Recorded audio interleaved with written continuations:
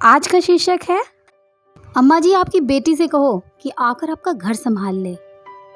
सुबह से ही घर में शांति थी। घर की मुखिया सुलोचना जी अपने कमरे में बैठी बैठी माला जप रही थी।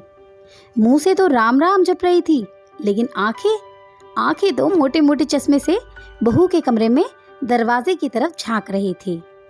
देखने वालों को प्रतीत हो रहा था कि अम्मा जी पूजा पाठ कर रही हैं, भगवान का नाम ले रही हैं, पर सच्चाई इससे परे ही थी। मन ही मन कुढ़ रही थी वो। आखिर बहू कमरे से बाहर क्यों उठकर नहीं आई?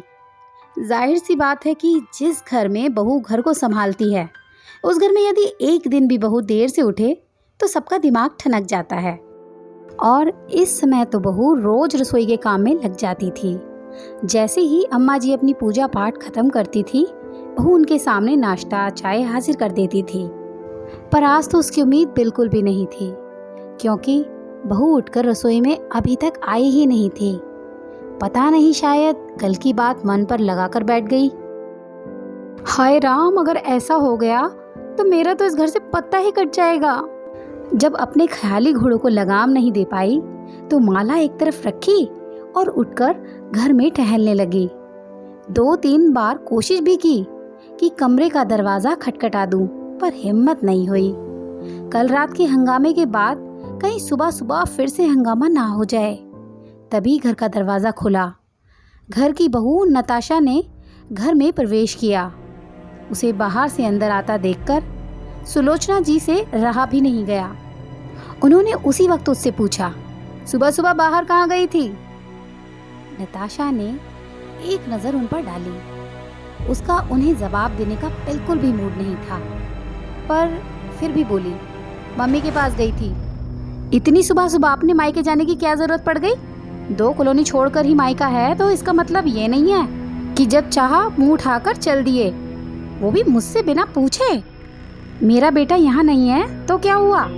अभी तो मैं घर में बैठी हुई हूँ, सुलोचना जी ने तुनकते हुए कहा।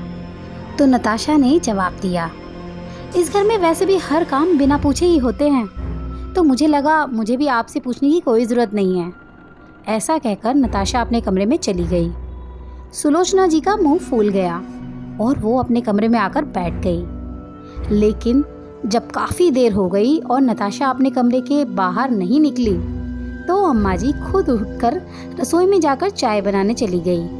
बर्तनों को जानबूझकर जोर जोर से पटकती हुई चाय बनाने लगी, ताकि नताशा को भी आवाज़ सुनाई दे कि वो रसोई में काम कर रही हैं। चाय पूरी बन ही गई, लेकिन नताशा बाहर नहीं निकली।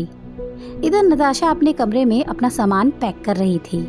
सामान पैक करते करते उसे अभी भी यकीन नहीं हो रहा था कि उसकी सास ऐसा कर सकती है। दरअसल कल शाम को सुलोचना जी नताशा के साथ बाजार गई थी। वहीं सुलोचना जी की पायल साड़ी में उलझकर टूट गई। पास ही पहचान वाले सुनार की दुकान थी। वहाँ वो पायल को सही कराने के लिए गई। दुकानदार अंकल ने अचानक पूछ लिया, अब कैसी हालत है बिंदिया बेटी की सास की? उसके सवाल से सुलोचना जी और नताशा दोनों हैरान रह गई। दोनों एक दूसरे की शक्ल को देखने लगी। तो अंकल ने कहा, अरे कुछ दिन पहले बिंदिया बेटी आई थी, कुछ गहने गिरवी रखवा कर गई है। पैसों की बहुत ज़्यादा ज़रूरत थी उसको। कह रही थी उसकी सास की तबीयत बहुत ज़्यादा खराब है, पर गहने उसके नहीं लग रहे थे मुझे। उसकी शादी के सारे गहने तो मैंने ही तैयार करे थे। शायद सास के गहने रखवा कर गई है। कहते कहते उन्होंने गहने भी दिखा ही दिए।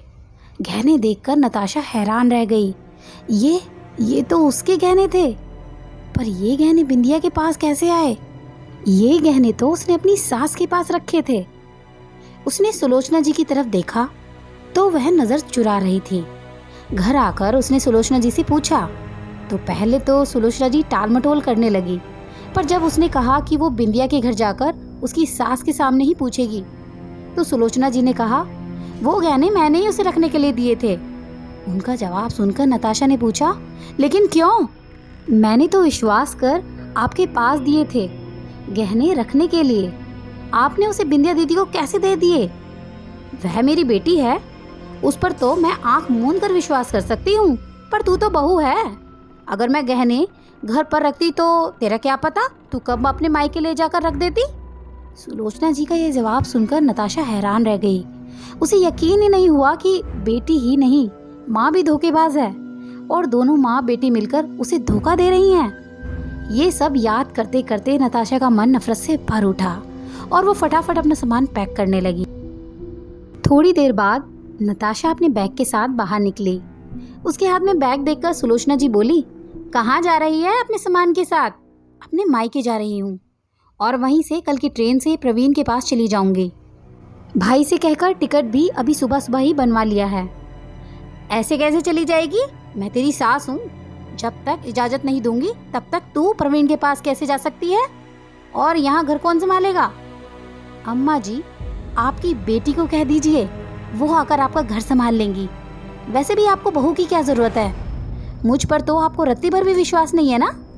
मेरे घर में रहते तो आपको इतना डर लगता है कि आपने मेरे और आपके गहने सभी अपनी बेटी के पास रखवा दिए हैं। फिर भला आपको मेरी क्या ज़रूरत है? मैं आपके डर को दूर ही तो कर रही हूँ। इतने में ससुर जी बाहर से आ गए। उनके हाथ में एक बैग था। उन्हें देखते ही सुलोचना जी बोली, देख लो आपकी बहू की हरकतें, सुबह सुबह बैग पैक करके अपने मायके जा रही है। हमारी तो इज्जत ही नहीं है, घर में पूछना तो मुनासिब ही नहीं समझते लोग। बहू तुमसे पूछकर करेगी भी क्या? तुमने पूछने लायक स्थिति रखी है क्या? शुक्र करो कि चुपचाप अपने पति के पास जा रही है, ज्यादा हंगामा नहीं कर रही है। पर तुम्हारे धोखे की सजा तो मैं तुम्हें जरूर देकर रहूंगा। मैं बिंदिया के पास से तुम्हारे गहने लेकर आ चुका हूँ। अगर तुम्हारी बेटी बहू के गिरवी रखे गहने छुड़वा ले तो ठीक है, अन्यथा तब तक तुम्हारे सारे गहने तुम्हारी बहू के पास ही रहेंगे। अपने पति की बात सुनकर सुलोचना जी बोली, आप ऐसे कैसे कर सकते हो? भला मेरे गहने आप बहू को कैसे दे सकते हो? वैसे ही दे सकता हूँ जैसे तुम बहू के गहने अपनी बेटी को दे सकती हो।